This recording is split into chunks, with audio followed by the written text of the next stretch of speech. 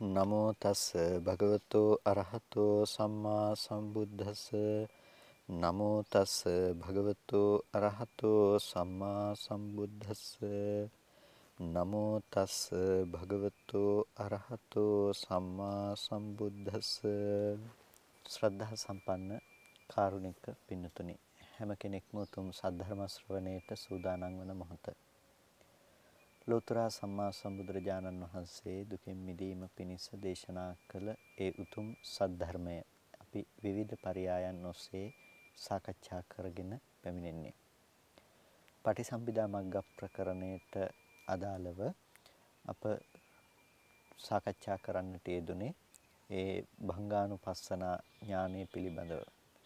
එතකොට මේ භංගය කියන කාරණය නැත්නම් භංගානුපස්සනාව කියනකොට එක ඒ සංස්කාරාදී ධර්මයන්ගේ බිඳී යන බව අප කෙසේද අනුපස්සනාවක් ලෙස භාවිත කරන්නේ කියන කාරණය කතා කරන්නට යෙදුණා.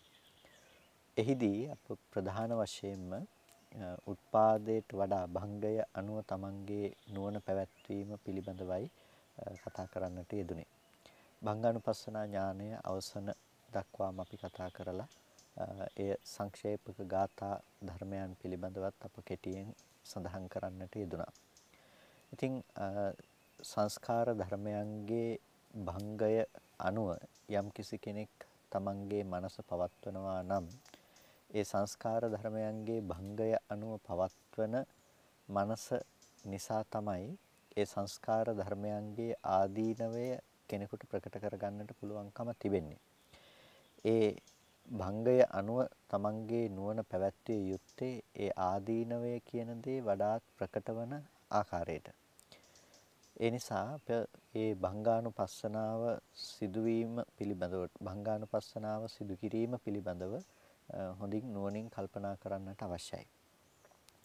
අපි සංස්කාර ආදීන්ගේ භංගය අනුව බලනවා කියනකොට එතන සියලු ධර්මයන්ගේ භංගය කියන තැනනේ අපි කතා කරන්නේ. එතකොට නිමිත්ත සහ නිමිත්ත අනුවගිය සිතෙහි ඇති භංගය පිළිබඳව අප එතනදී කතා කරන්නට යෙදුණා. නැවත වතාවක් අපි සිහිපත් කරගත්තොත් වත්තු සංකමනාචේව සංඥායච විවට්ටනා ආවජ්ජනා බලංචේව පටිසංඛා විපස්සනා කියලා ඒ සඳහන් කරන ආකාරයට වත්තු සංකමන. වත්තු සංකමන කියලා කියන්නේ විපස්සනා වශයෙන් අපි ඇති කරගන්න ඒ වස්තුන්ගේ සංක්‍රමණ භාවය. ඒ කියන්නේ රූපාදී ආරම්මණයන් පිළිබඳව පැවැත්වූ හිත ඒ තැනින් ඒ සංක්‍රමණය වීම කියන කාරණාව තිබෙනවා. ඒ කියන්නේ රූපය කියන ඒ නිමිත්ත බිඳෙන බව, ඒ වගේම මේ අසුරු කොටගත්තා වූ චිත්තේහි බිඳී යන ස්වභාවය, ඒ වගේම මේ විපස්සනා වශයෙන් දකින චිත්තයේ බිඳී යන ස්වභාවය කියන මේ භංගය අනුව නැවත නැවතත් එකින් එකට ආවර්ජනා කොට නුවණ පවත්වන බව භංගානුපස්සනාව ලෙස අප හඳුනා ගන්නට යෙදුණා. ඒ වගේම සංඥායච විවට්ටනා ඒ තැන්හි පවත්නා සංඥාවන්ගේ විවර්තනය. ඒ තැනක පවත්නා සංඥාවගේ පෙරලී යන ස්වභාවය පිළිබඳව අප එතනදී හඳුනා ගන්නට යෙදුණා. ඒ වගේම ආවර්ජනා බලංචේව පටිසංඛා විපස්සනා ඒ ධර්මයන් ආවර්ජනා කරමින් නැවත නැවතත් ඒ පිළිබඳව නුවණින් සලකා බැලීම විපස්සනාවයි කියලා කිව්වා. ආරම්මණං අන්වයේන උභෝ ඒකවවත්තනා නිරෝධේ අදිමුත්තා චය ලක්ඛන විපස්සනා කියලා ආරම්මණං අන්වයේන ආරම්මණය අනුයමින් ඒ කියන්නේ ආරම්මන ආදී දේ රූපාදී ආරම්මන භාවයන් වශයෙන් අනුව යන මේ ධර්මයන්ගේ උභෝ ඒකවවත්තනා මේ දෙපැත්තම අරගෙන ඒක ව්‍යවස්ථාපනයක් වශයෙන්. එතකොට මේ ධර්මයන්ගේ හේතු නිසා හටගත්ත ධර්මයන් හේතු නැති වෙනකොට නැතිව යන ස්වභාවය මේ ධර්මතා දෙකම එකක් වශයෙන්ගෙන මේ කරන විපස්සනාවක්. එතකොට මේ විපස්සනාව අතීතය සහ අනාගතය කියන මේ සියලු ධර්මයන්ගේ බෙහෙදයකින් තොරව ඒ හැම තැනකදීම ඒකස් ස්වභාවයෙන් විනිශ්චය කිරීම. ඒකස් ස්වභාවයෙන් විනිශ්චය කිරීම කියනකොට හැම මොහොතකදීම ඒ ධර්ම සහභාවයෙන් ඒ කියන්නේ ධර්ම එකට එකතු වීම කියන අර්ථයෙන් අප තේරුම් ගන්නට අවශ්‍යයි. අතීතයේදී යම් කිසි ආකාරයකින් අපට රූපයක් හම්බුණා නම් ඇහැට රූපයක් ගැටුණා නම් ඒ රූපය කියන දේත් හේතුවම භංගය අනුවම තමයි දකින්න පුළුවන්කම තියෙන්නේ. අනාගතයට යම් කිසි රූපයක් ගැටෙනවා නම් ඒද අනාගතයට රූපේ පෙනෙන තැන තියෙන්නේත් ඒ ආරම්මණය තුලත් Tamanට භංගානුපස්සනාවම ප්‍රකටව පේන්නට ඕනේ. එතකොට අතීත අනාගත කියලා බෙහෙදයකින් තොරව ඔහුට සමස්තයක් තම ජීවිතය තුළ නුවණක් ඇති වෙනවා භංගය කියන කාරණාව පිළිබඳව.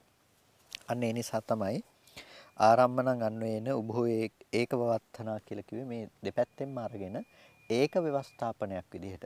ඒ භංගානුපස්සනා ව්‍යවස්ථාපනයේ තිබෙන්නේ ඒක ව්‍යවස්ථාපනයක් විදිහට. ඒ කියන්නේ අතීත අනාගත ආදී වශයෙන් බෙදා දක්වන්නට නොහැකි ඒක ආකාරයෙන් ගත්ත එක විදිහකට ගත්ත ව්‍යවස්ථාපනයක්. ඒ කියන්නේ අනිත්‍යයි කියන කාරණාවදී බිඳී යනවා කියන ස්වභාවය පිළිබඳව අරගෙන තියෙන්නේ අර අතීතය අනුව උනත් අනාගතය අනුව උනත් එකම ලක්ෂණ ටිකකින් එකම ස්වභාවයකින් වැටහෙන පරිදි. එතකොට ඒක අතීතයට එකක් අනාගතයට එකක් වර්තමානයට එකක් කියලා ඇත්තේ නැහැ. ඒ භංගය කියන දේ ප්‍රකටව පෙනෙනවා මේ තුන් තැනම එක හා සමාන ලෙසකට. අන්න ඒ නිසා ඒ විදිහට Nirodhe Adimutta ඡය ලක්ෂණ විපස්සනා කියලා කියනවා. ඒ Nirodhe Adimuttව Nirodhe කියනකොට ඒ සංස්කාර නිරෝධය ඒ තැන හටගත්ත සංස්කාරාදී ධර්මයන් හටගෙන ඉතුරු නැතුව යන ස්වභාවය තමයි මෙතන නිරෝධය කියලා කියන්නේ.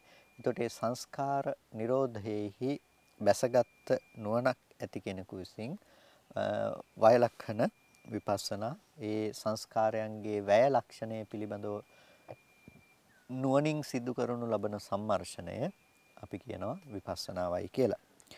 ආරම්මණංච පටිසංඛා භංගංච අනුපස්සති. එතකොට ආරම්මණය පිළිබඳව පටිසංඛා නුවණින් දකිමින් භංගංච අනුපස්සති එහි භංගයේ පිළිබඳව නුවණින් අනුපස්සනා කරනවා. ආරම්මණංච පටිසංඛා ආරම්මණය පටිසංඛාව කරනවායි කියනකොට ආරම්මණය නුවණින් දකින්නවායි කියනකොට ඒ රූප ශබ්ද ගන්ධ රස ස්පර්ශ ධම්ම කියන මේ ආරම්මණයන් පිළිබඳව පවත්නා නුවණ. එතකොට ආරම්මණම් පටිසංඛා කියලා කියන්නේ ඒ ආරම්මණය පිළිබඳව නුවණින් දැකීම. එතකොට ආරම්මණය පිළිබඳව කෙනෙක් නුවණින් නැවත දකිනකොට ඒ කෙනාට ආරම්මණයෙහි ඇති අනාත්ම දුක්ඛාදී ලක්ෂණයන් ප්‍රකට කරගන්නට පුළුවන්කම තිබෙනවා. ඒ කියන්නේ රූපාදී ධර්මයන්ගේ අනාත්ම ලක්ෂණය, ඒ වගේම රූපාදී ධර්මයන්ගේ දුක්ඛ ලක්ෂණය ප්‍රකට කරගන්නට පුළුවන්කම තිබෙනවා. ඒ වගේම අනිත්‍ය භාව සංඛ්‍යාත එහි ඇති භංගය පිළිබඳව නුවණින් කල්පනා කරලා බලන්නට පුළුවන්කම තිබෙනවා. ඒකට හැම වෙලාවකදීම මේ කතා කරන්නේ යම්කිසි අර්ථයක් සඳහා. එතකොට ආරම්මණංච පටිසංඛා කියලා භංගංච අනුපස්සති කියනකොට ආරම්මණය පිළිබඳව නුවණින් දැකීමෙන් භංගය අනුව දකිනවයි කියනකොට අර විශේෂයෙන් පැහැදිලි කරගත යුතු කාරණාව තමයි මේ කතා කරන්නේ රූපය පැත්තට නැඹුරු වෙලා ආයතනාදී ධර්මයන්ගේ සහභාවයක් නැතිව ඒ ධර්මයන්ගේ එකතු වීමක් නැතිව හුදු රූපයේ ලෝකේ පවතිනා වූ රූපය වෙනස් වෙමින් විපරිණාමයටපත් වෙනවා කියන තැනකින් නෙමෙයි මේ කියන කතාව කතා කරේ. නැතිනම් මේ කියන ලක්ෂණය අපි තේරුම් ගත යුත්තේ. ඒ කියන්නේ දැන් කෙනෙක් පෙළඹෙනවා ඇතැම් විටක එළියේ බාහිරව තියෙන රූපය ඒක පවතින දෙයක්. ඒක ඒ පවත්නා වූ රූපය මොහොතින් මොහොත වෙනස් වෙමින් කලාප ආදී කැඩීලා බිඳිලා යමින් ඒ රූපය පවතිනවායයි කියලා ඇති කරගත්ත වැරදි සහගත දැක්මක් තුළ ජීවත් වෙනවා. ඇත්තටම ඒක නෙමෙයි මෙතනදී මේ ආරම්මන පටිසංඛානුභාවය කියලා කියන්නේ. නැතිනම් ආරම්මණය පිළිබඳව නුවණින් දැකීම කියලා කියන්නේ ඒ කාරණාව පැත්තෙන් නෙමෙයි. හැම වෙලාවකදීම ආරම්මණය පමණක් තනිව හසුවන මට්ටමක මේ මට්ටමේ විපස්සනා සංඛ්‍යාත චිත්තයකදී කතා කරන්නේ නැහැ. එතකොට මෙතනදී ආරම්මණය කියන දේ හැම වෙලාවකදීම එයාට තේරුම් ගන්නට අවශ්‍ය වන දේ තමයි ආරම්මණය කියන දේ හැම මොහොතකදීම අනික් ධර්මතා ප්‍රත්‍යධර්මතා ටිකක් හා සමග එකතු වෙලා ඇති වෙන දෙයක්. එමත් නැතිනම් දැන් රූපයක් කියන කාරණාව පෙනෙන තැනකදී ඒ රූපය දැකීම පිණිස චිත්තයාගේ උපයෝගී භාවය නැතිනම් සහයෝගී භාවය නැතිනම් ඒක දැනගන්නට පුළුවන් කමක් නැත්තේ නෑ. ඒ වගේම රූපය කියන දෙයට ඇස කියන කාරණාව නැතිනම් ප්‍රසාද රූපයාගේ ඇතිවීම නැතිනම් ඒක දැක ගන්න පුළුවන් කමක් නැත්තේ නැහැ. එතකොට මෙන්න මේ ධර්මයන්ගේ එකතු වීමෙන් තමයි මේක හැම වෙලාවකදීම රූපය ආරම්මණයක් ලෙස ග්‍රහණය කරන්නට පුළුවන්කම තියෙන්නේ. එතකොට මෙන්න මේ හටගත්ත තැන පිළිබඳව අපි නුවණින් දැකිය යුතුයි. හටගත්ත තැන පිළිබඳව නුවණින් සැලකිය යුතුයි. එහෙම නැතුව එතනින් එහාට ගිහිල්ලා කොතෙක් බැලුවයි කියලත් අපි බලන්නේ මොන ආශ්‍රවය අපේ දුරු කරගන්නද කියන එක පිළිබඳව අපි කල්පනා කරලා බලන්නට වෙනවා. නිසා අපි මේ විදිහට අපි නුවණින් බලනකොට අපිට පේනවා රූපය කියන එක හටගෙන ඉතිරි නැති වෙන ධර්මතාවයක්. එය සතර මහා ධාතු සහ සතර මහා ධාතුව නිසා පවත්නා උපාදාය රූපයන්ගෙන් සැදුම් ලද්දයක්. නැතිනම් ඒ ධර්මයේ ප්‍රකට වෙන්නේ ඒ ආකාරයට. එතකොට අපිට එතන අනාත්ම භාවය නැතිනම් එය සත්පුද්ගලයෙකුයයි ගත නොහැකි ආකාරය පිළිබඳව තේරුම් ගන්නට පුළුවන්කම තිබෙනවා. අන්න ඒ සත්පුද්ගලයේ භාවයෙන් ගන්නට දෙයක් නැති බව තේරුම් යන එකත් එක්ක අපිට හොඳ නුවණක් එතන ඇති වෙනවා. ඒ ධර්මයන් පිළිබඳව ආදීනවේ වශයෙන් ප්‍රකට කරගන්නට අවශ්‍ය නුවණක්. ඒ නිසා මේ භංගානුපස්සන ඥානය පිළිබඳව අපි දකිනකොට අපිට හැම වෙලාවකදීම ඒ එකින් එකට ඒ ධර්මයන්ගේ අන්වය සහ ඒ ධර්මයන්ගේ පැවැත්ම පිළිබඳව අපිට හොඳ නුවණක් තියෙන්නට ඕනේ. එතකොට මේ ඇති වුණා. එහෙමත් නැතිනම් මේ ධර්මය පහළ වුණා. ඊට පස්සේ ඒ අසුරු කරගෙන ඉතුරු නැතුව නැති වෙලා යනකොට මේ ධර්මතා ටික හටගත්තා. ඒ ධර්මතාවයත් ඉතුරු නැතුව නැති වුණා. මේ විදිහට ඒ පරපුරෙන් පරපුරට නුවණ පැවැත්වීම තමයි මෙතනදී භංගානුපස්සනාවයි කියලා කියන්නේ. එනිසා ආරම්මණංච පටිසංඛා භංගංච අනුපස්සති ආරම්මණය පිළිබඳ නුවණින් දකිමින් භංගය පිළිබඳව අනුපස්සනා කරනවා. ශුඤ්ඤතෝච උපට්ඨානං අධිපඤ්ඤා විපස්සනා. එතකොට ඒ දකින දර්ශනය නිසාම ශුඤ්ඤතෝච උපට්ඨානං ශුඤ්ඤත භාවයාගේ එළඹ සිටීම. මොකද අපි මුලින් මතක් කළා මෙහෙම බලනකොට ඒ ධර්මයන්ගේ අනාත්ම ලක්ෂණයක් ප්‍රකට වෙනවා කියලා. ඒ අනාත්ම ලක්ෂණය ප්‍රකට වීම තුළ තමයි එයින් ශුඤ්ඤත භාවය කියන කාරණාව මතුවලා එන්නේ. ඒ කියන්නේ සත්පුද්ගල භවින් ශුඤ්ඤයි කියන කාරණාව. ඇහැ කියන දේ රූපය කියන දේ පනවන්නට තැනක් නැති වෙනකොට කන ශබ්දය ආදී දේ පනවන්නට තැනක් නැති වෙනකොට ඒ ධර්මයන් ඒ මොහොතේ හටගෙන බිඳී යන බව යම්කිසි කෙනෙකුට තේරුම් ගන්නට පුළුවන් නම් පින්නතුනි ඒ හැම තැනකදීම පවතින දේ තමයි ශුඤ්ඤත ලක්ෂණය ප්‍රකට වෙන එක. මොකද ඒ හැම තැනක්ම ආත්ම භාවයක් විදිහට ප්‍රකට වෙන්නේ නැහැ. අපි ආත්ම භාවයේ පවතින තැන තමයි මේ විපස්සනාව. එහෙමත් නැතිනම් මේ නුවණින් දැකීම කියන කාරණාව सिद्ध කරලා තියෙන්නේ. අපි ආත්ම භාවය සකස් කරගන්නේ ඇහෙන් රූප දකිනවා, කනෙන් ශබ්ද අහනවා, නාසයෙන් ගඳ සුවඳ, දිවෙන් රස, කයින් ස්පර්ශ ආදිය මේ විදින තැන්වල තමයි අපි පුද්ගලයෙක් ඉන්නවාය මේ විදිහට සත්පුද්ගල භවින් යුක්තව මේ දේවල් ඇසුරු කරන්නට පුරුදු වෙලා තියෙන්නේ.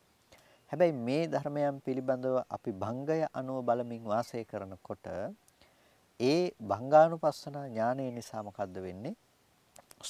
ශුඤ්ඤතෝච උපට්ඨානං ශුඤ්ඤත භවයේ එළඹ සිටීම සිද්ධ වෙනවා.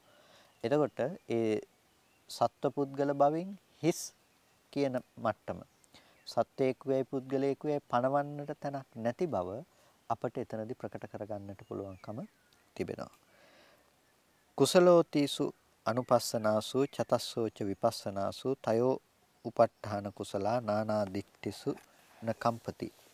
එතකොට ඒ අනිත්‍ය ආදී තුන් අනුපස්සනාවක් තිබෙනවා. මොනවද අනිත්‍ය ආදී තුන් අනුපස්සනාව?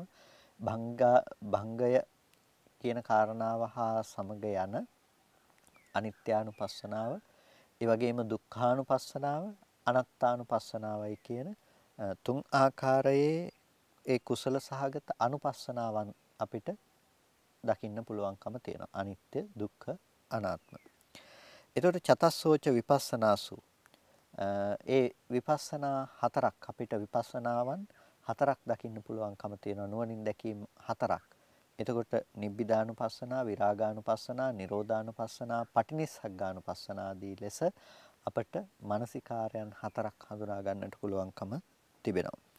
තයෝ උපට්ඨාන කුසලතා නානා දිට්ඨිසු න කම්පති. එතකොට මේ ශුන්්‍යත අනිමිත්ත අපනිහිතාදී වශයෙන් ඒ උපස්ථාන කුසලාදී වශයෙන් දකින්නට පුළුවන් ඒ ලක්ෂණයන් තව තුනක් තිබෙනවා. එතකොට ඒ ආකාරයේ අපට ඇති කරගන්නට පුළුවන් ඥාන දර්ශනය නිසා, ඒ ආකාරයෙන් අපිට ඇති කරගන්නට පුළුවන් නුවණ නිසා මේ චිත්තය නොඑක් දෘෂ්ටීන්ගේ කම්පිත බවට පත්වන්නේ නැහැ. නොඑක් දෘෂ්ටීන්ගේ, ඒ කියන්නේ සාස්වත උච්ඡේදාදී දෘෂ්ටීන්ගේ සිත කම්පිත බවට පත්වන්නේ නැහැ. මේ ලෝකේ තියෙනවද නැද්ද, මරණින් මත්තේ උපදිනවද නැද්ද, මේ ආදී ලෙස පවත්නා නොඑක් දෘෂ්ටීන්ට ඉඩකඩ සකසා දෙන්නේ නැහැ. ඇයි එතනදී සත්පුද්ගලය භාවයක් පනවන්නට තැනක් නැති වෙනකොට ලෝකේ භෞතිකය තියෙනවද නැද්ද කියන කාරණාව පිළිබඳ වාද විවාද කරන්න තැනක් නැති වෙනකොට ඒ අවබෝධය කියන දේ නිකම්ම ගෙනල්ලා දෙනවා. ඒකයි කුසලෝතිසු අනුපස්සනාසු චතස්සෝච විපස්සනාසු තයෝ උපට්ඨාන කුසලතා, ඒ උපස්ථාන කුසලතාවයන් තුනක් පිළිබඳව දකිනකොට චිත්තයන්ගේ සිත කම්පා වීම සිද්ධ වන්නේ නැහැ කියලා කියන්නේ. ඉතින් ඒ කාරණාවේදී අපි හඳුනාගත්තා කුසලෝතිසු අනුපස්සනාසු කියනකොට අනිත්‍ය දුක්ඛ අනාත්ම කියන අනුපස්සනා තුනත්, ඒ වගේම ඒ චතස්සෝ විපස්සනාසු කියනකොට විපස්සනා හතරක් කියනකොට නිබ්බිදානුපස්සනා, විරාගානුපස්සනා, නිරෝධානුපස්සනා, පටිනිස්සග්ගානුපස්සනා කියන කාරණා හතරත්, තයෝ උපට්ඨාන කුසලතා කියනකොට එළඹ සිටින් ආකාර කියනකොට අනිත්‍ය දුක්ඛ අනාත්ම ආදී වශයෙන් ග්‍රහණය කරගන්නකොට අපිට ශුන්්‍යත අනිමිත්ත අපනිහිත ආදී වශයෙන් ඇති කරගනු ලබන ඒ මෝක්ෂ සංඛ්‍යාත දේත්, ඒ වගේම උදය වැය සහ ශුන්්‍යත කියලා කතා කරන අපිට වැටහෙන ආකාර තුනක් කියන මේ ආකාර දිත්වයම අපිට මෙතනදී දකින්න පුළුවන්කම තිබෙනවා. එතකොට මෙන්න මේ තයෝ උපට්ඨාන කුසලතාවේනොත් ඒ කියන්නේ උදේ වැය සහ ශුන්්‍යත බවයි කියන මේ කාරණාවනුත් මුල් කරගෙන සිත කවදාවත් දෘෂ්ටීන්ගේ කම්පා නොවන අකම්පිත භාවයකට පත් කරගන්නට පුළුවන්කම තිබෙනවා. එතකොට ඒ ආකාරයෙන් අපි ඒ කාරණා වටහා ගත්තාම අපිට දකින්නට පුළුවන්කම තිබෙනවා ප්‍රධාන අනුපස්සනා තුනයි අනිත්‍ය දුක්ඛ අනාත්ම කියන අනුපස්සනාවන්. එතකොට ඒ අනුපස්සනාවන්ට අනුරූපව අපිට විපස්සනාවන් තිබුණා, නිබ්බිදානුපස්සනා, විරාගානුපස්සනා, නිරෝධානුපස්සනා, පටිනිස්සග්ගානුපස්සනා කියලා. ඒට අනුරූප ලෙස අපිට උදේවැය සංඛ්‍යාතව ශුන්්‍යතාවය අනුගිය ඒ ඥානයන් ඇති කරගන්නට පුළුවන්කම ලැබුණා. ඒ දේවල් අනුව අපේ ඥානය පවත්වනවා කියලා කියන්නේ ශුන්්‍යත අනිමිත්ත අපනිහිත ආදී වශයෙන් ඇති කරගන්න ඒ චේතෝ විමුක්ති ප්‍රතිලාභය සඳහා අවශ්‍ය දේ අපි උපදෝගෙන තිබෙනවා. ඒ නිසා යම් කිසි කෙනෙක් හරියට භංගානුපස්සනාව කියන දේ වඩනවා නම් ඒ භංගානුපස්සනාව වඩන කෙනාට ලෝකේ නිමිති වශයෙන් ග්‍රහණය කරන්නට කිසිම දෙයක් හමුවන්නේ නැහැ. එතකොට ඒ නිමිති වශයෙන් ග්‍රහණය කරන්නට දෙයක් හමු නොවනකොට ලෝකේ පවත්නා දේවල් ගොඩ නොනගෙනකොට අනිමිත්‍යත් ඒ වගේම එයාට ලෝකේ සත්පුද්ගල භාව වශයෙන් ග්‍රහණය කරන්නට දෙයක් නොලැබෙනකොට ශුන්්‍යත භාව වශයෙන් ඊට පස්සේ ලෝකේ ප්‍රනිදි සංඛ්‍යාතව එයාට ප්‍රාර්ථනා කරන්නට දෙයක් නොලැබෙනකොට අපනිහිත භාව වශයෙන් එයාට ලබන්නට පුළුවන්කම තියෙනවා නිර්වාණ ප්‍රවේශය කියන දේ ලබන්නට, නැතිනම් විමුක්තිය කියන දේ සාධනය කරගන්නට පුළුවන්කම තිබෙනවා. නිසා භංගානුපස්සනාව කියන මේ අනුපස්සනාව තුළ සංස්කාරයන්ගේ බිඳීම කියන කාරණාව, නිමිත්ත සහ සංස්කාරාදී ධර්මයන්ගේ බිඳී යන ස්වභාවය අපිට නුවණින් සම්මර්ෂණය කිරීම තුළ අපිට නිර්වාණගාමිනී ප්‍රතිපදාව පුරා ගන්නට පුළුවන් ආකාරය, නැතිනම් ඔබේ විපස්සනාව සකස් කර ගන්නට පුළුවන් ආකාරය පිළිබඳව ඔබට ඒ තුළ අවබෝධයක් ඇති කර ගන්නට පුළුවන්කම තිබෙනවා. අද දවසේදී අපට සාකච්ඡා කරන්නට තිබෙන්නේ ආදීනව ඥානය පිළිබඳව. කතම් බහිතුපට්ඨානේ පඤ්ඤා ආදීනවේ ඥානං. එතකොට මේ බහිතුපට්ඨානයේ ඥානය මොකද්ද මේ ආදීනව ඥානයයි කියලා කියන්නේ. එතකොට භය වශයෙන් එළඹ සිටි භය වශයෙන් ඇති වුණු ප්‍රඥාව තමයි ආදීනව ඥානය කියලා කියන්නේ. භය වශයෙන් එළඹුණු කියනකොට කෙනෙක් හිතන්නට පුළුවන් මේ ඔබ හඳුනන බයද කියලා. නැතිනම් අපි කෙනෙකුට බයයි දෙයකට බයයි කියලා කියන මේ බයද කියලා. නෑ මෙතන මේ බය පිළිබඳව නෙමෙයි කතා කරන්නේ. මෙතනදී මේ අර අපි අකුසල සහගත වශයෙන් ඇතිවන දෙයක් නැති වෙයි හෝ එහෙම නැතිනම් පුද්ගල භාව වශයෙන් හරි ඇති කරගත්ත බය පිළිබඳව කතාවක් නෙමෙයි මේ බහිතුපට්ඨාන ඥානය තුළ කතා කරන බය.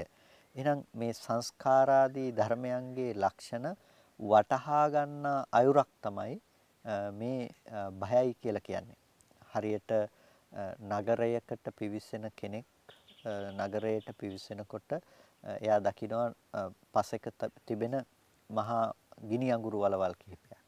එතකොට මේ ගිනි අඟුරු වලවල් කිහිපයක් දකින මේ පුද්ගලයාට තේරෙනවා මේකට වැටුනොත් මහා බය සහිතයි. කෙනෙක් මේකට නිකම්ම ඇදගෙන වැටුනොත් එහෙම ඔහු දුකටපත් වන්නට පුළුවන්. අනිවාර්යයෙන්ම ඔහු මහා වේදනාවක් උරුම කරගන්න කෙනෙක් බවට පත් වෙනවා කියලා ඔහුට ඒ පිළිබඳව වැටහෙන අයුරක් තිබෙනවා. අන්න ඒ වැටහෙන අයුර විදිහට අරගෙන තමයි බයිතුපට්ඨාන ඥානය කියලා කියන්නේ. එහෙම නැතිනම් බයෙන් ජීවත් වෙනවා කියන එක පිළිබඳව එහෙම නෙමෙයි බයිතුපට්ඨාන ඥානය කියලා කියන්නේ. එතකොට උප්පාදෝ භයන්ති බහිතුපට්ඨානේ පඤ්ඤා ආදීනවේ ඥාන. එතකොට එයා මොන ධර්මයන් පිළිබඳවද මේ බය උපදවගන්නේ? උප්පාදෝ භයන්ති බහිතුපට්ඨානේ පඤ්ඤා. උත්පාදය බය වශයෙන් දකිමින් ඒකේන එළඹ සිටි නුවණකින් වාසය කරනවා. එතකොට මේ ඉපදීම කියන කාරණාව පිළිබඳව බය වශයෙන් දකිනවා. ඉපදීම කියන දේ ආදීනව දෙයක් හැටියට දකිනවා. ඉපදීම කියන දේ බය වස්තුවක් හැටියට දකින්නේ කුමන දෙයක් නිසාද? ඉපදීම කියන දේ බය වශයෙන් දකින්නේ ඉපදීම කියන දේ පූර්ව කර්ම ප්‍රත්‍යයෙන් සිද්ධ වෙන දෙයක්. ඒ කියන්නේ පෙර කළා වූ යම් කර්මයක් නිසා තමයි පුද්ගලයෙකුගේ ඉපදීම සිද්ධ වෙන්නේ. පුරිම කම්මස්ස පච්චා ඉද උප්පත්ති.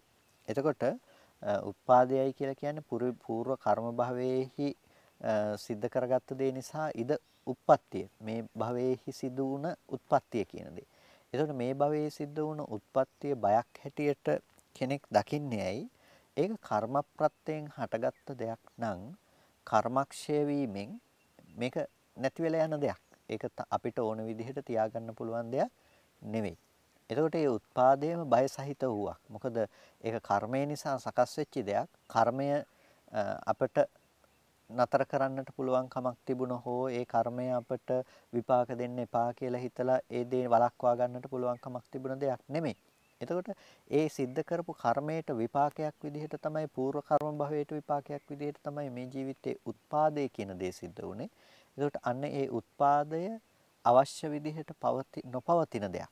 එතකොට ඒ උත්පාදයේ පිළිබඳව යම් කිසි කෙනෙක් දකිනවා නම් එහෙම නැතිනම් මේ විපාක ධර්මයන්ගේ පහළවීම පිළිබඳව සම්මර්ෂණය කරනකොට එයාට මෙතන තියෙන අනාත්ම ලක්ෂණය වඩාත් ප්‍රකට වෙනවා. පුද්ගල භව පුද්ගලයෙක් ඉපදුනා නෙමෙයි පෙර අවිද්‍යා කර්ම තණ්හා කියන මේ කර්ම භවයේහි සැකස්ම නිසා තමයි කර්ම භවයේ සිද්ධ වුණ නිසා තමයි මේ උත්පත්ති භවයේ සිද්ධ වුනේ. එතකොට ඒ උත්පත්තිය කියන කාරණාව పూర్ව කර්ම භවයෙන් සිද්ධ වුණ දෙයක්. పూర్ව කර්ම භවය නිසා ඇති වුණ දෙයක්. එතකොට పూర్ව කර්ම භවයේ නිසා නම් ඒ දේ උනේ ඒ දේ නිකම්ම තියෙන දෙයක් වෙන්නේ නැහැනේ. ඒ పూర్ව කර්ම භවය නිසා සිද්ධ වුණ දෙයක් නම් ඒ කර්මය ඇති තාක් ජීවත් වෙන්න පුළුවන්කම තියෙනවා. ඒක නැති වෙලා යනකොට නැති වෙලා යන එක වළක්ව ගන්න පුළුවන් කමක් නැත්තේ නේ.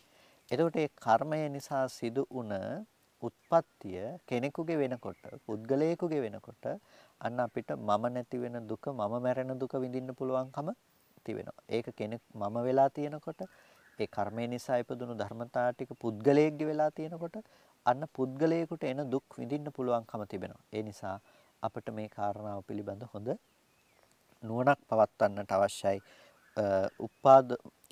උපාදෝ භයන්ති බහිතුපට්ඨානේ පඤ්ඤා ආදීනව ඥානං කියනකොට. එතකොට ඒ పూర్ව කර්ම ප්‍රත්‍යයෙන් මේ භවයේ ඉපදීමත් ඒ බය ඇති කරන්නට පුළුවන් වස්තුවක් නිසා ඒ පිළිබඳව අපි ආදීනවේ දකිනවා. ඉපදුණු කෙනෙකුට එන්න පුළුවන් දුක මොනවාද කියන කාරණා පිළිබඳව අපි දන්නවා. පුද්ගලයෙක් වශයෙන් අපි මේක අල්ලගත්තට පස්සේ ඉපදුණු පුද්ගලයාට ජාති ජරා ව්‍යාධි මරණ ආදී මේ දුක් හන්දරාවක් එන්න නිමේෂයක් ඇති. එක මොහොතකදු වෙනස් වීම නිසා මොනතරම් දුක් ස්වභාවයකට අපිට පත්වන්නට පුළුවන්කම තිබෙනවද? මේ හැමදේම ජාති දුකේ අපිට ලබන්නට සිද්ධ වෙන ජාති දුක නිසා අපිට විඳින්නට වෙන දේ. ඒකට මෙන්න මේ කාරණාව දිහා අපි බලනකොට පින්නතුනේ අපිට හොඳට ප්‍රකට වෙනවා උත්පාදය බය ධර්මයක් විදිහට. එතකොට ඊළඟ කාරණාව තමයි පවත්තං. එතකොට පවත්තං භයන්ති බහිතුපට්ඨානේ පඤ්ඤා ආදීනවේ ඥාන. එතකොට මේ ප්‍රවෘත්තිය නැතිනම් ඉපදුණු පුද්ගලයාගේ පැවැත්ම කියන එක බහිතුපට්ඨාන ඥානයේට අවස්ථාවක් නැතිනම් බහිතුපට්ඨාන ඥානය ආදීනවයේ උපදව ගන්නට ආදීනවයේ ප්‍රකට කර ගන්නට තියෙන තැනක්. උත්පාදයයි කියනකොට අපි මේ ප්‍රතිසන්දි වශයෙන් ඉපදීම කියලා කිව්වා. ඒතකොට ප්‍රවෘත්තියයි කියනකොට දැන් මේ අපි ජීවත් වෙනවා කියන තැන. ඒතකොට ජීවත් වෙනකොට ජීවත් වීම තුළ ඇති කරගන්න බය සහගත ලක්ෂණය අපිට පවත්ති භයන්ති කියලා කියනවා ප්‍රවෘත්තිය බය වශයෙන් දකිනවා කියලා. ඒතකොට මේ ප්‍රවෘත්තිය බය වශයෙන් දකින්නට තියෙන්නේ කොහොමද? අපිට එක එක පුද්ගල సంతානයන්ගේ ලක්ෂණ ස්වභාව අනුව මේ බය කියන කාරණාව තේරුම් ගන්නට පුළුවන්කම තිබෙනවා. කෙනෙකුට පුළුවන් තමන් මේ ජීවිතය තුළ මේ පැවැත්ම තුළ කෙනකෙනාගේ ජීවිතයට එන දුක පිළිබඳව සම්මර්ෂණය කරලා බලන්නට. ඒ තමන්ට වළක්වා ගන්නට පුළුවන් කමක් නැහැ. ඔබට හැම වෙලාවකදීම ලෝකේ අලාභාදී ධර්මයන්, අයස ආදී ධර්මයන් ඔබේ ජීවිතයට අෂ්ටලෝක ධර්මයන්ම ඔබට වළක්වා ගන්නට පුළුවන් කමක් නැත්තේ නැහැ. එතකොට මෙන්න මේ විදිහට ප්‍රවෘත්තිය තුළ ඔබේ ජීවිතයේ දුක කියන දේ උරුම වෙනවා. ඇති දේවල් වල වෙනස්ව යන ස්වභාවය නිසා යම් පිච්ඡන් නලබති තම්පි දුක්ඛං කියලා කියන්නේ. අපි යමකට කැමතිද කැමති දේ නොලබන එක දුකයි කියලා කියන්නේ. අන්න ඒ නිසා මේ පැවැත්ම තුලත් ඔබට දුක කියන දේ තමයි උරුම වෙන්නේ. පැවැත්ම තුල දුක කියන දේ උරුම වන ඔබ ඒ දුක නැති කිරීම පිණිස අද දවසේදී නොඑක් ආකාරයේ ප්‍රයත්නයන් දරනවා. එතකොට අන්න ඔබට මේ ප්‍රවෘත්තිය තුල පවතින දුක වටහා ගන්නට පුළුවන්කම තිබෙනවා. ඒ වගේම තව ටිකක් ගැඹුරට ගිහිල්ලා ඔබ සම්මර්ෂණය කරලා බැලුවොත් ඔබට පේනවා මේ ප්‍රවෘත්තිය මොනතරම් අස්ථාවර දෙයක්ද කියලා. මේ ප්‍රවෘත්තිය තුල මොනතරම් දුක්ඛ ලක්ෂණයක් තියනවද කියන එක. එතකොට අර වේදනාත්මක දුක පිළිබඳව නෙමෙයි ඔබ ග්‍රහණය කරගන්නේ. ඔබ දකින්නේ අර සංකත ලක්ෂණයක්. ඒ කියන්නේ ඇහැට රූපාදී ධර්මයන් ගෝචර වෙනවා. ඒ ධර්මයන් ඒ තැනම හටගෙන ඉතුරු නැතුව නැති වෙනවා. එතකොට ඒ ඉතුරු නැතුව යන ධර්මයන් පිළිබඳව ඔබ දරුවෙකු ජීවත් වෙනවා, අම්මා ජීවත් වෙනවා, ගෙවල් දොරවල් පවතිනවා යයි කියලා ඔබ සත්පුද්ගල සංයුතියෙන් යම් දේවල් ඇති බවට අල්ල ගන්නවා, ඇති බවට ග්‍රහණය කර ගන්නවා. අන්න එතකොට ඒ ප්‍රවෘත්තිය තුල නැතිනම් ඒ ධර්මයන්ගේ පැවැත්ම කියන කාරණාවම දුකක් හැටියට ඔබට දකින්න පුළුවන්කම තියෙනවා. සංකත ධර්මයන් පුද්ගල භාව වශයෙන් ඇති කරගෙන ඒ ඇති කරගත්ත ධර්මයන්ගේ පැවැත්මම දුකයි කියලා ඔබට දකින්න පුළුවන්කම තිබෙනවා. එතකොට ඔබ ජීවත් වෙනවා කියන තැන ගැන මේ කතා කරන්නේ තව විදිහකින් කිව්වොත්. ජීවත් වෙනවා කියන තැන ගැන කියලා කියන්නේ දැන් ඇහැට නම් රූප ගැටෙනවා, කනට ශබ්ද ඇහෙනවා. මේ දේවල් ඉන්ද්‍රිය පරිහරණයන් අපි සිද්ධ කරනවා. ඒකනේ ඉපදුණු පුද්ගලයාගේ තියෙන ප්‍රවෘත්තිය කියලා කියන්නේ. එතකොට උත්පාදයේ බය වශයෙන් දැක්කා වගේම උත්පාද ස්කන්ධ ධර්මතා ටික බය වශයෙන් දැක්කා වගේම අපිට දකින්න පුළුවන්කම තියෙනවා ඒ ප්‍රවෘත්ති දුක කියන්නේ මොකද්ද කියලා. ප්‍රවෘත්ති දුකයි කියලා කියන්නේ අර උත්පාදයටපත් වූ තැන තිබුණ ධර්මතා ටික වගේම මේ අනාත්ම ස්කන්ධ ටිකක් පවත්වන එක දුකයි. අනාත්ම ස්කන්ධ ටිකක පවත්වන ආත්ම භාව සංඛ්‍යාතව පවත්වන දේම දුකයි කියලා ඔබට නුවණින් දකින්න පුළුවන්කම තියෙනවා. එතකොට අන්න ඒකට කියනවා ඒ දුක්ඛ ලක්ෂණයක්. එහෙම නැතිනම් වේදනාත්මකව නැතත් ඔබට පුළුවන්කම තියෙන්නට ඕන ස්කන්ධයන්ගේ ප්‍රවෘත්තිය දුකක් හැටියට දකින්න පුළුවන්කම. ස්කන්ධයන්ගේ පැවැත්මම දුකයි කියලා ඔබට නුවණින් සම්මර්ෂණය කළ හැකි බව ඔබට ඒ තුල තියෙන්නට ඕනේ. අන්න එතකොට ඒ ප්‍රවෘත්ති දුක වටහා ගන්නට ඔබට පුළුවන්කම තිබෙනවා. එතකොට මේ ප්‍රවෘත්ති දුක වටහා ගන්නකොට අන්න ඒකත් බහිතුපට්ඨානේ ඥානය. ඒ කියන්නේ ඒ බය උපදවන්නට පුළුවන් තැනක් තමයි ප්‍රවෘත්තිය කියලා කියන්නේ. ස්කන්ධ සන්තතියක් මොහොතින් මොහොත හටගෙන නිරුද්ධ වෙලා යනවා. එතකොට මේ ස්කන්ධ සන්තතියක් මොහොතින් මොහොත හටගෙන ඉතුරු නැතුව නැති වෙලා යන තැනකදී ඒ හටගෙන නිරුද්ධ වන භාවය පිළිබඳව සැලකිල්ලක් නැතිව ඒ පුද්ගලයෙකු කෙනෙකුයි කියලා ඔබ ඇසුරු කරනවා නම් ඒ කෙනෙකුගේ පුද්ගලයෙකුගේ වන කල ඔබට ජීවිතේට දුක උපදවන්නට පුළුවන් බව ඔබට තේරුම් ගන්න පුළුවන්කම තියෙනවා. අන්න ඒ නිසා උත්පාදයම පින්නතුනි භයක් කිව්වාseම ප්‍රවෘත්තියද භයක් කියන්නට සිද්ධ වෙනවා. එතකොට ඊළඟ තුන්වෙනි කාරණාව නිමිත්තම් භයන්ති. නිමිත්ත කියන කාරණාව භයක් හැටියට ව්‍යවස්ථාපනය කරනවා. නැතිනම් නිමිත්ත භයක් ලෙස සලකනවා. එතනදී නිමිත්තයි කියලා කියනකොට නිමිත්තන්ති සබ්බම්පි සංඛාර නිමිත්තං. එතකොට නිමිත්තයි කියනකොට සියලුම සංස්කාර නිමිත්ත. සංස්කාර නිමිත්ත නිමිත්තම් භයන්ති නිමිත්ත බය වශයෙන් දකිමින් බහිතුපට්ඨානේ පඤ්ඤා ආදීනවේ ඥාන. ඒ බය එළඹෙන්නට ස්ථානයක් හැටියට දකින්න එක ආදීනව ඥානය කියලයි කියන්නේ. එතකොට ඒ නිමිත්ත කියනකොට සංස්කාර නිමිත්ත. යම්කිසි සංස්කාරයක් තියෙනවා නම් ඒ සංස්කාරය බය උපදවන්නට පුළුවන් තැනක්. පුඤ්ඤාභි සංස්කාර, අපුඤ්ඤාභි සංස්කාර, ආනිජ්ජාභි සංස්කාර ආදී යම්කිසි සංස්කාර නිමිත්තක් තියෙනවා නම් ඒ සියලු සංස්කාරය කියන එක බය උපදවන්නට පුළුවන්කම තියෙන තැනක්. එතකොට ඒ සංඛාර නිමිත්තත් බය උපදවන්නට පුළුවන් තැනක්. සංස්කාර නිමිත්ත කියනකොට ඒ සංස්කාරය හැසිරෙන්නේ යම් කිසි තැනකද අන්න ඒ සංස්කාරය හැසිරෙන තැන සංස්කාර නිමිත්තයි කියලා සඳහන් කරනවා. එතකොට ඒ යම් කිසි ආකාරයකට සංස්කාරයක් අනුරූපව පැවැත්මක් තියෙනවා නම් ඒ සංස්කාර අනුරූපව පවත්න පැවැත්ම තව විදිහකින් කියනවා නම් චේතනාව කියලානේ කියන්නේ. එතකොට චේතනාව වශයෙන් යම් කිසි භාවයක් තියෙනවා නම් මෙතන යම් උත්පත්ති සංඛ්‍යාත භාවයක් තියෙනවා නම් ඒ හැම දෙයකම බයයි කියලා ව්‍යවස්ථාපනය කිරීම. නැතිනම් බයයි කියලා කියන්නේ අපි මුලින්ම සඳහන් කළා එතන තියෙන ආදීනව ලක්ෂණය ප්‍රකට වෙන විදිහට එය කෙනෙකු දුකටපත් කරන්නට පුළුවන් තැනක් හැටියට අපි දැකිය යුතු තැනක් කියලා ඒ සංස්කාරයයි කියලා කියන සංස්කාර නිමිත්තයි කියන තැන. එතකොට ඒ සංස්කාර නිමිත්ත කියන දේ යම්කිසි කෙනෙකුට සත්පුද්ගල භාව වශයෙන් ගැනීමේදී ඒ කෙනාට අනිවාර්යයෙන්ම බය උපදවන්නට පුළුවන්කම තිබෙනවා. ඒ දේවල් අනුරූපව ජාති ජරා ව්‍යාධි ශෝක පරිදේව දුක්ඛ දෝමනස් ආදී මේ සියලුම හුදු දුක් රසට අයිතිකරුවෙක් බවට හුවපත් කරන්නට පුළුවන්කම තිබෙනවා මේ කියන සංස්කාරයේ නැතිනම් නිමිත්ත පිළිබඳව පවත්වන වැරදි සහගත මානසිකාරය නිසා. එතකොට ආයෝහණය කියලා කියනවා රැස් කර ගන්නාකම. එතකොට ආයෝහණය පිළිබඳව යම් කිසි කෙනෙක් බය වශයෙන් දකිනවා. එතකොට ආයෝහණය කියනකොට ආයතින් පටිසන්ධි හේතු භූතං කම්ම. නැවත ප්‍රතිසන්ධියට හේතු භූත වන කර්මය. එතකොට යම් කිසි විදිහකින් අවිද්‍යාවක් තියෙනවා නම් යම් කර්මයක් තණ්හාවක් තියෙනවා නම් කොටිම කර්ම භවයක් තියෙනවා නම් මෙන්න මේ ටිකට කියනවා ආයෝහණයයි කියලා.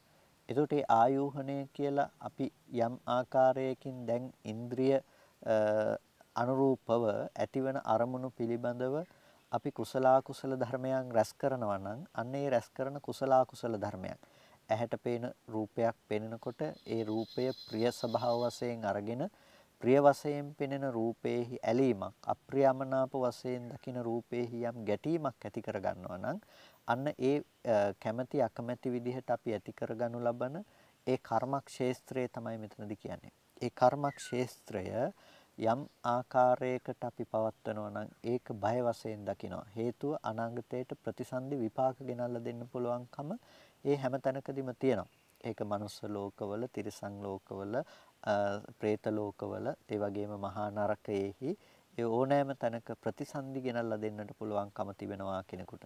අන්න ඒ ප්‍රතිසන්දි ගෙනල්ලා දෙන්නට පුළුවන්කම තිබෙනකොට ඒ හැම තැනම තියෙන්නේ හරි භයානක තත්වයක්. ඒ හැම තැනකදීම කෙනෙකුට දුක උපද්ද ගන්නට පුළුවන්කම තිබෙනවා. ඉතින් නැවත උපදිනවා කියන කාරණාවම බය සහිත වූවක් වන කල ඒ බය කර්ම භවයේ පුරාවටම පැතිරී ඇති දෙයක් ලෙස හොඳට නුවණින් සලකා බලන්නට පුළුවන්කම තිබෙනවා. ඒකයි ආයුහනා භයන්ති කියලා කිව්වේ. ආයුහණය ඒ කර්ම රැස් කර ගැනීම බය වශයෙන් දකිනවා.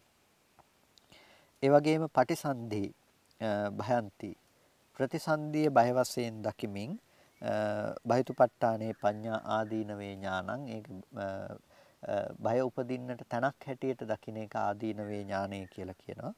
ඒ ප්‍රතිසන්ධියයි කියනකොට ඊළඟ ජීවිතේ උපදිනවයි කියන එක. නැතිනම් ආයතින් පටිසන්ධි හේතු බුතං කම්මං කියලා කිව්ව ආයෝහණය හඳුන්වනකොට ප්‍රතිසන්ධිය හඳුන්වනකොට ආයතින් උප්පත්ති.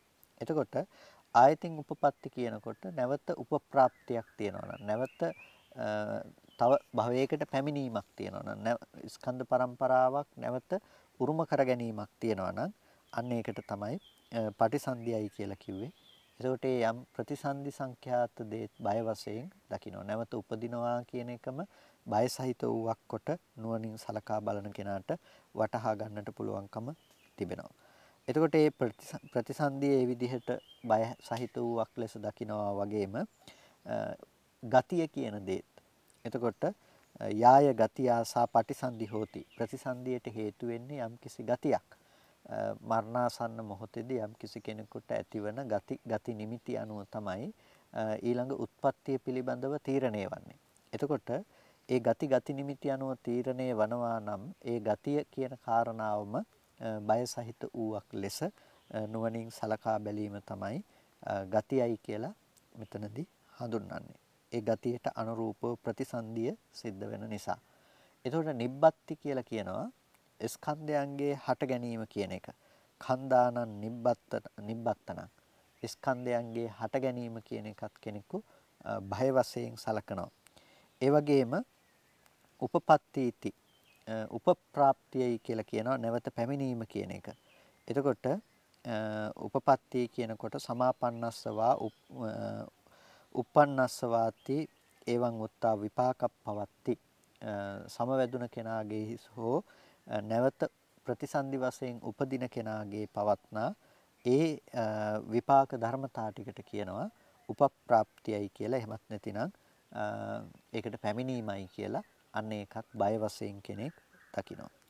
ඒ වගේම ජාතිය කියලා කියනවා ජරාදීනම් පච්චේ බුතාව භවපච්චයා ජාති ජරා ආදී ධර්මයන්ට ප්‍රත්‍ය බවට පත්තුන ඒ ජාතිය. නැතිනම් ඉපදීම කියන සත්පුද්ගල භාව වශයෙන් කෙනෙකුගේ ඉපදීමයි කියන තැනක තියෙන ඒ ජාතිය.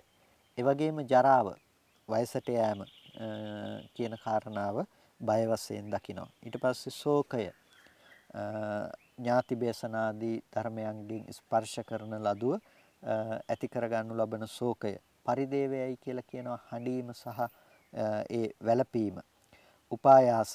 එතකොට ඒ ඥාති ව්‍යසනාදී දේවල් වලින් ස්පර්ශ කරපු කෙනෙකුට ඇතිවන ඒ සිතෙහි ඇති දැඩි දුක් සහගත බව උපායාසයයි කියලා කියනවා. එතකොට මෙන්න මේ විදිහට මේ ධර්මයන්ගේ බය වශයෙන් දකිමින් නුවණින් වාසය කරනවා.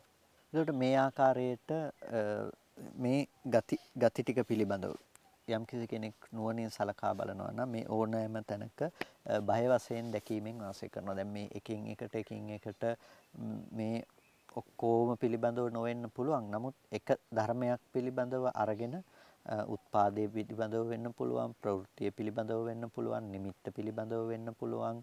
මේ ආකාරයට එක ආකාරයේ නිමිත්තක් හරි අරගෙන යම්කිසි කෙනෙක් නුවණින් කරන සම්මර්ෂණයක් තියෙනවා. එතකොට මේ නුවණින් කරන සම්මර්ෂණය තමයි මෙතනදී ප්‍රධාන වෙන්නේ. මෙතනදී අපි හොඳ දෙයක් හැටියට දකින්නට අවශ්‍ය නිවන් ප්‍රතිපදාවට අවශ්‍ය දෙයක් හැටියට.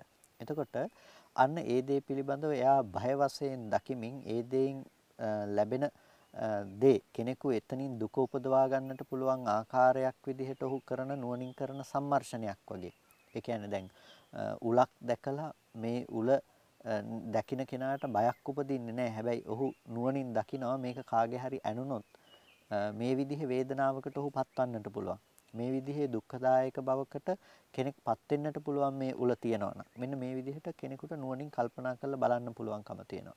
හැබැයි ඒ හේතු කරගෙන ඔහු මහා බයෙන් ජීවත් වෙනවා කියලා නෙමෙයි කියන්නේ. ඔහු ඒක නුවණින් දකිමින් ජීවත් වෙනවා. ඒක වටහා ගන්න ආකාරයේ පමණයි. අන්න ඒ විදිහට තමයි මේ බහිතුපට්ඨාන ඥානයක්. බහිතුපට්ඨාන ඥානය තුලත් සිද්ධ වෙන්නේ බයෙන් ජීවත් වීම නෙමෙයි. අර සංස්කාරාදී ධර්මයන්ගේ ඇති බය කියන ලක්ෂණය නැතිනම් ඒ තුල ඇති කෙනෙකු සසරට දාන්න පුළුවන් ස්වභාවය ඒ තුල පවතිනව නේද? මේක පුද්ගලයෙකුගේ බවට පත් වෙනකොට අපිට මේ දුක ගෙනල්ලා දෙන්න පුළුවන්කම තියනව නේද කියලා ඒ පිළිබඳව හොඳ නුවණින් දකිමින් ඒක බය ධර්මයක් හැටියට තේරුම් අරගෙන වාසය කරනවා. එතකොට මේ බය ධර්මයක් හැටියට තේරුම් අරගෙන වාසය කරනකොට තමයි එහි ආදීනවේ නැවත නැවත ප්‍රකට වෙලා පේන්නේ. එතකොට ඒක විපාක ධර්මයක් වෙන්නට පුළුවන්, කර්මයේ බවට පත් වෙන්නට පුළුවන් ඕනම ධර්මයක ස්වභාවය තමයි මේ අනිත්‍ය ආදී විපරිණාම ධර්මයන් අනුව යනකොට ඒ දේ උපාදාන වශයෙන් අල්ලගෙන තියෙනවා නම් එතනින් දුක එනවා කියන එක සිද්ධ වෙන දෙයක්. එතකොට මෙන්න මේ බයට කාරණාවක් හැටියට අපිට ඒක තේරුම් ගන්න පුළුවන්කම තියෙනවා. මේ විදිහට බහිතුපට්ඨාන වශයෙන් ආදීනවය අනුව දකිමින් කෙනෙක් වාසය කරනවා. අනුප්පාදෝ khේමන්ති සම්තිපදේ ඥානං. අනුත්පාදයේ ക്ഷേමයි කියලා ඇති කරගත්ත ශාන්තිපද සංඛ්‍යාත නිවනෙහි නුවණක් තියෙනවා. අපවත්තින් khේමන්ති සම්තිපදේ ඥානං. එතකොට අප්‍රවර්තයේ ക്ഷേමස්ථානයක් හැටියට ඇති කරගත්ත නුවණක් තියෙනවා. ඒ කියන්නේ අනුත්පාදය ക്ഷേමයි. දැන් අපි කියවනේ උත්පාදය කියලා. එතකොට කියන අනුත්පාදය කියලා නොහට ගන්න බවක් තියෙනවා නම් අන්නේ නොහට ගන්න බව එහෙනම් ക്ഷേමයයි. ക്ഷേම බව කියලා කියන්නේ අපි ക്ഷേම භූමිය කියලා කියන්නේ. එතකොට බය විරහිත භූමිය කියන එක.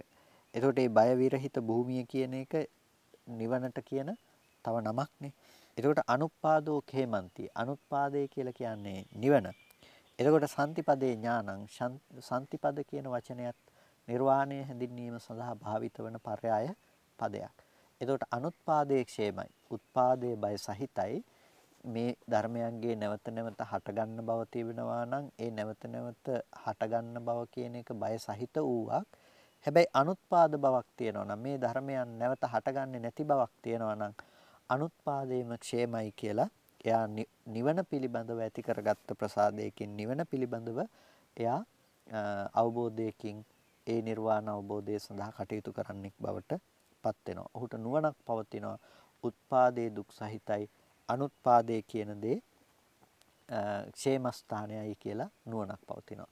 ඒ නුවණ නැතිකම නිසා තමයි අපි ඒකේ අනිත් පැත්ත කල්පනා කරනවා. අනුත්පාදේ නොහට ගන්න බව දුකයි. උත්පාදේ කියන දේ සැපයි. ඒ නිසා උත්පාදේ කියන දේදී කාමාදී වස්තුන් උත්පාදනය කර ගැනීම සඳහා අපි නැවත නැවත මහන්සි වෙනවා.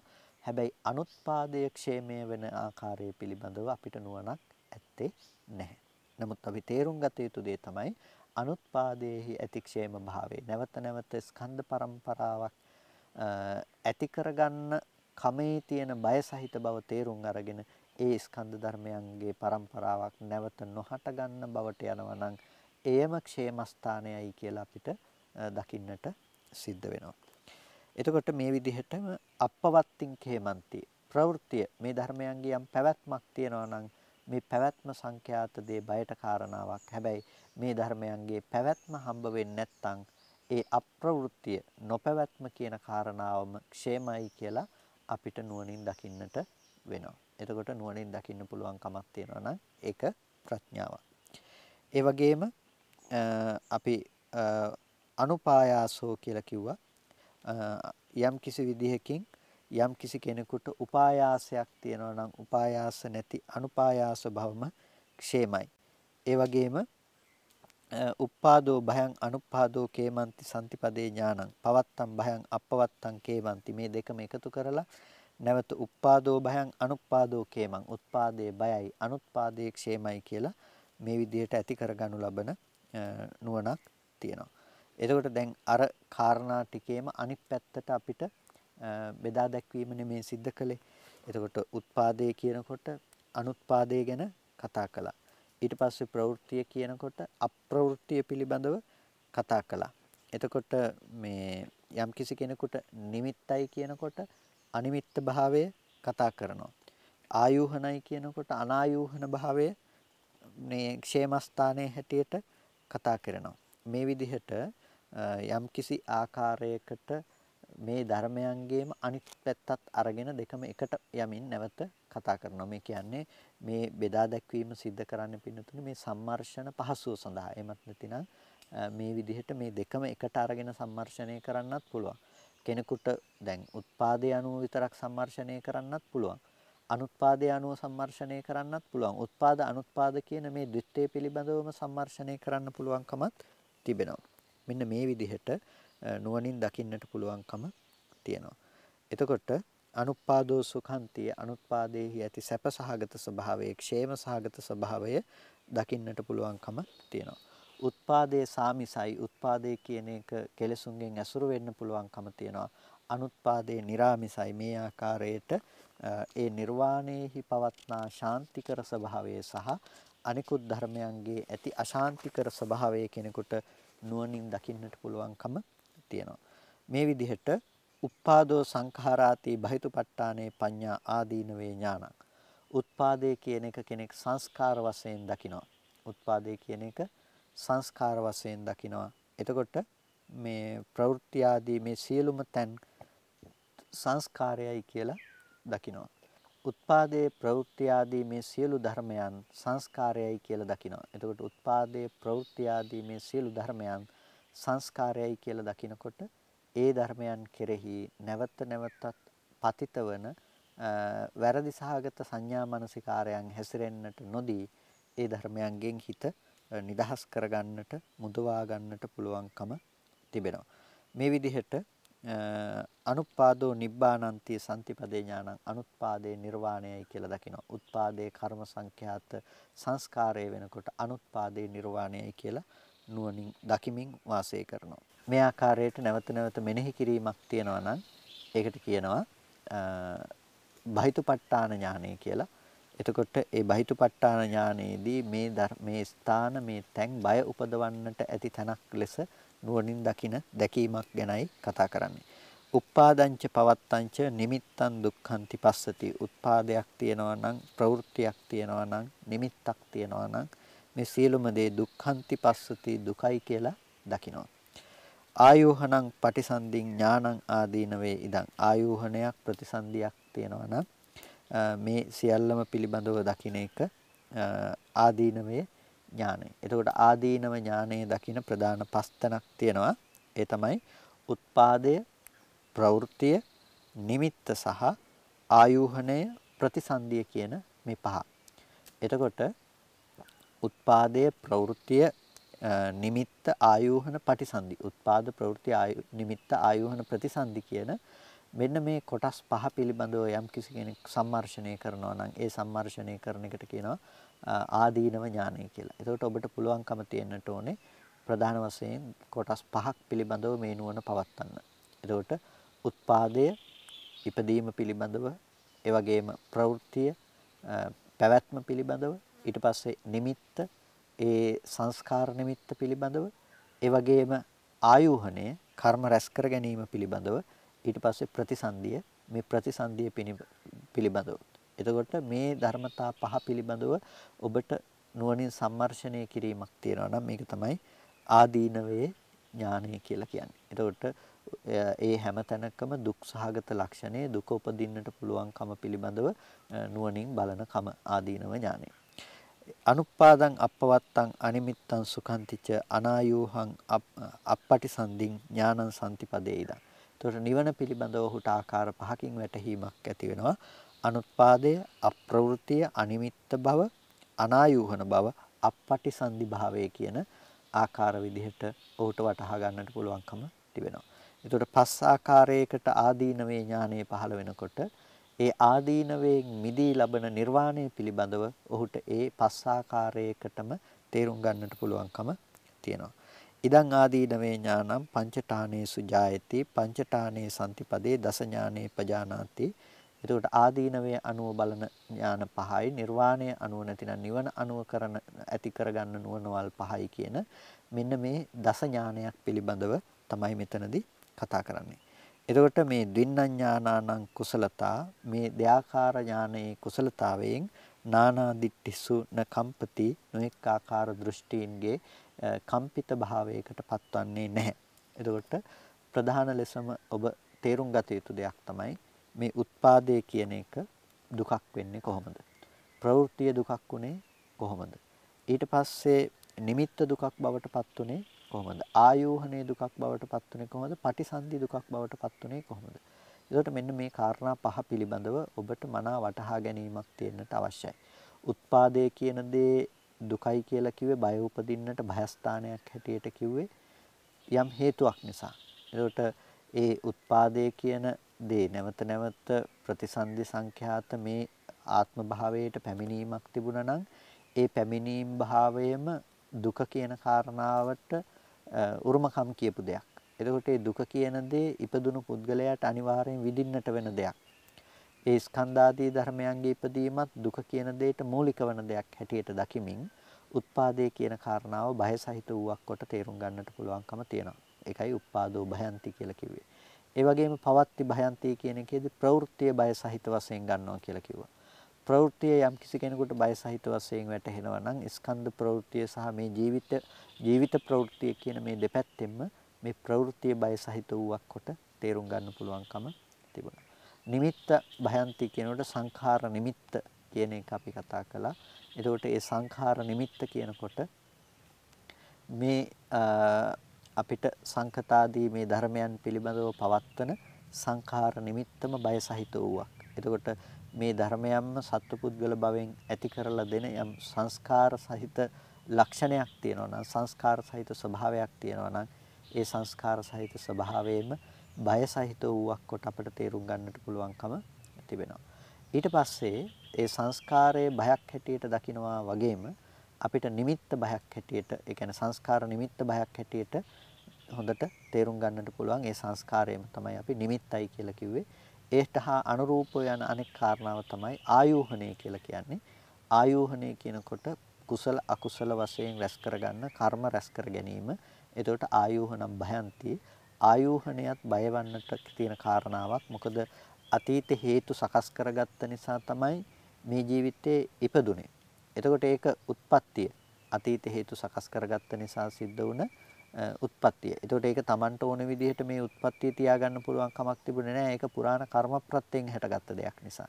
ඒක ඒ කර්මානුරූපව හටගෙන කර්මේ නැති වෙනකොට නැති වෙලා යන දෙයක් මිසක ඒ විපාකේ අපිට ඕන විදිහට පවත්වා ගන්න පුළුවන් දෙයක් නෙමෙයි. ඔබේ ජීවිතේ නැතිනම් අපි අපේ ජීවිතේ මොන දේවල් ගොඩනගා ගන්න හැදුවත් පින්නතුනේ මේක කර්මය දායාද කොට කර්මයේ සහායකයක් කරගෙන කර්මයේ නෑදෑය කරගෙන ජීවත් වෙන තැනක් නේ. ඒතර කර්මයේ නෑදෑය කරගෙන ජීවත් වෙන තැනක අපිට ඕන විදිහට මේක තියාගන්න පුළුවන් වෙයි කියලා හිතනවා නම් ඒක කවදාවත් සිදු නොවන තැනක්. අන්න ඒ නිසා තමයි ඒ උත්පාදයේ බය සහිත වූවක් කොට තේරුම් ගන්නට තියෙන්නේ. එතකොට දැන් කර්ම භවයක් තියෙනවා නම් දැන් යම් කිසි විදිහේ ආයෝහන සංඛ්‍යාත දෙයක් තියෙනවා නම් අපි රැස් කරනවා නම් කුසල අකුසල ආදී ධර්මයන් විදිහට නැවත නැවත දේවල් ඉදිරියට සිද්ධ කරනවා නම් හේතු ටික හදනවා නම් අන්නේ ආයෝහණයත් බය සහිත දෙයක් හැටියට වැටහෙනවා. මොකද ඒ ආයෝහණය නිසා අනාගතයටත් නැවත මේ විදිහේ දේවල් ටිකක් උපදින්නට පුළුවන්කම තිබෙනවා.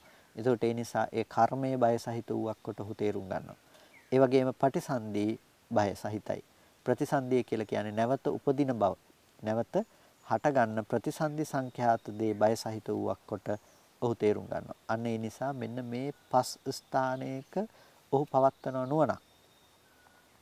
පස් ස්ථානයක ඒ නුවණ පවත්වනකොට ඒ කෙනාට ඒ ධර්මයන් පිළිබඳව බය වශයෙන් දකිමින් ඒ ධර්මයන් බයට ස්ථාන වශයෙන් දකිමින් නුවණින් පසුවන්නට පුළුවන්කම තියෙනවා. තමන්ගේ ප්‍රඥාව වර්ධනය කරගන්නට පුළුවන්කම තිබෙනවා.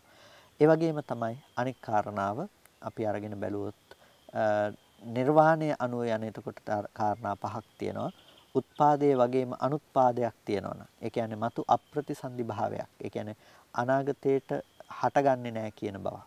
එතකොට අපිට පේනවා අනාගතේට හටගන්නේ නැහැ කියන කාරණාව ගැන කතා කරනකොට දැන් මෙතන අපි උත්පාදේ කියලා කියවනේ පෙර ජීවිතයේ ඉඳලා මෙතෙන්ට ආපු ප්‍රතිසන්දි වශයෙන් ආපු බව උත්පාදේයි කියලා. එතකොට අපි ඊට පස්සේ අන්තිම එක විදිහට කතා කරන්නේ පටිසන්ධියයි කියලා.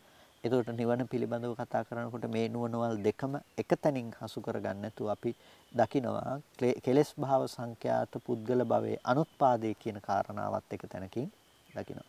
එතකොට අපිට හම්බ වෙනවා මේ පුද්ගලයෙක් නැතිනම් මේ කෙනෙක් කියලා ඇති කරගත්ත කෙලෙස් සහගතව ඇසුරු කරන පුද්ගල භවයේ නොහට ගැනීම කියන එක. එතකොට මේ පුද්ගල භවයේ නොහට ගැනීම වෙනකොට ඒ අනුත්පාද සංඛ්‍යාත දේ ക്ഷേම ස්ථානයක් හැටියට අනුත්පාද සංඛ්‍යාත දේ නිවනක් හැටියට අපිට දකින්න පුළුවන්කම තියෙනවා. එතකොට උත්පාදේ වගේම අනුත්පාදේ ප්‍රවෘත්තිය නැවත නැවත මේ කෙනෙකුගේ ජීවත් වීම කියලා කියන තැනකදී අප්‍රවෘත්තියක් අපිට හම්බ වෙනවා. කෙනෙක් පුද්ගලයෙක් ජීවත් වෙනව නෙමෙයි. හේතු නිසා සකස් වන ධර්මය හේතු නැති වෙනකොට නැති වෙලා යනවා කියන අප්‍රවෘත්තිය පිළිබඳව වටහා ගන්නට පුළුවන්කම තියෙනවා. ඒකයි අපවත්තින් කියලා කිව්වේ. එතකොට අප්‍රවෘත්තිය පිළිබඳව යම් කිසි කෙනෙකුට තේරුම් ගන්නවා වගේම එයාට නිමිත්ත පිළිබඳව අනිමිත්තව තේරුම් ගන්නට පුළුවන්කම තිබෙනවා. මේ ධර්මයන් පිළිබඳව නිමිති සංඛ්‍යාත දේවල් නැහැ. අනිමිත්ත සංඛ්‍යාත වටහා ගැනීමක් ඇති කර ගන්නට පුළුවන්කම තියෙනවා. ඒ වගේම අනායූහන භාවයේ කර්ම රැස් කර ගැනීමට වටපිටාවක් නැහැ. එතකොට ආයූහනයක් නැති අනායූහන භාවයේම නිවනයි කියලා තේරුම් ගන්න පුළුවන්.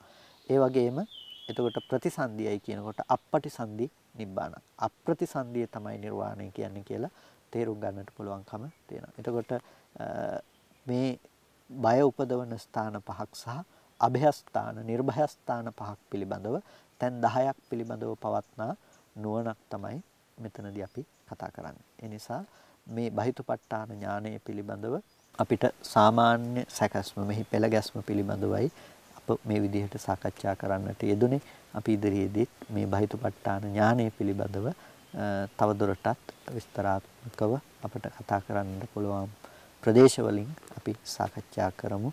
අද දවසේදී කල්පනා කරගන්න හැම කෙනෙක්ම ධර්ම ශ්‍රවණය කරලා යෝනිසෝ මනසිකාර ආදී පවත්තලා වටිනා කුසලයක් සිද්ධ කරගන්නට යෙදුනේ. මේ සිද්ධ කරගත්ත සියලු කුසල ධර්මයන් අපි අනුමෝදන් කළ යුතු අයට අනුමෝදන් කරනවා. පළමුවෙන් අපට අර්ථයෙන් ධර්මයෙන් අනුශාසනා කළ අපේ ධර්මාචාර්ය අවසරයි මාංකඩවල සුදස්සන ස්වාමීන් වහන්සේට, අවසරයි මාංකඩවල නන්දරතන ස්වාමීන් වහන්සේට, ස්වාමීන් වහන්සේලා දෙනමටම උතුම් නිවනින් සැනසීම පිණිස මේ කුසලය හේතු පාරමිතාවක්ම වේවා කියලා ප්‍රාර්ථනා කරනවා. ඒ වගේම මේ සියලු කුසල ධර්මයන් සියලු දෙවියන්ට අපි අනුමෝදන් කරනවා. දෙවියෝ මේ පින් සතුටින් සාදුනාදයෙන් අනුමෝදන් වනු ලබත්වා. දෙවියන්ට මේ පින් උතුම් නිවනින් සැනසීම පිණිස හේතු පාරමිතාවක්ම වේවා කියලා සාදු කියලා දෙවියන්ට පින් අනුමෝදන් කරන්න. ඒ වගේම අද ධර්මදේශනාවේ දායකත්වයේ දරන කැලණිය ඊරියවැටිය පදිංචි පුෂ්පනායන ප්‍රිය මහත්මයා සහ කුමාරි ජයරත්න මහත්මිය යන පින්වත් දෙපළ බලාපොරොත්තු වෙනවා. ඒ දෙපළගේ දියණියට පුණ්‍ය අනුමෝදනා කරන්නට. ඒ දෙපළ නමින් මිය පරලෝකීය සියලුම ඥාතීන්ට අපි මේ පින් අනුමෝදන් කරමු. ඔබ සෑම සියලු දෙනා නමින් මිය පරලෝකීය සියලුම ඥාතීන්ොත් මේ පින් තමන් කළ පිනක් මේ සතුටින් සාදුනාදයෙන් අනුමෝදන් වනු ලබත්වා. ඒ ඥාතීන්ට මේ පින් උතුම් නිවනින් සැනසීම පිණිස හේතු පාරමිතාවක්ම වේවා කියලා සාදු කියලා ඥාතීන්ට පින් අනුමෝදන් කරන්න. ඒ වගේම අද දවසේදී ඒ උපන්දිනේ පළවෙනි උපන්දිනේ සමරන රුවනි ටවන්‍යා දියණියන්ටත් ආශිර්වාද කරන්නට බලාපොරොත්තු වෙනවා. ඒ උපන්දිනේ සමරන ඒ රුවනි ටවන්‍යා දියණිය ඇතුළු දේශනාවේ දායකත්වයේ දරන කැලණිය පදිංචි පුෂ්පනායන ප්‍රිය සහ කුමාරි ජයරත්න කියන ඒ දෙපළටත් පින්වත් ඔබ සෑම සියලු දෙනාටත් නිදුක් නිරෝගී සුවපත් බව චිරජීවනයේ සැලසේවා. කායික මානසික සැනසෙල්ල ඇති කරගෙන අමා මහ නිවනින් සැනසීම පිණිස මේ කුසලය හේතු පාරමිතාවක්ම වේවා කියලා සාදු කියලා පින් අනුමෝදන් වන්න හැම දිනාටම තෙරුවන් සරණයි.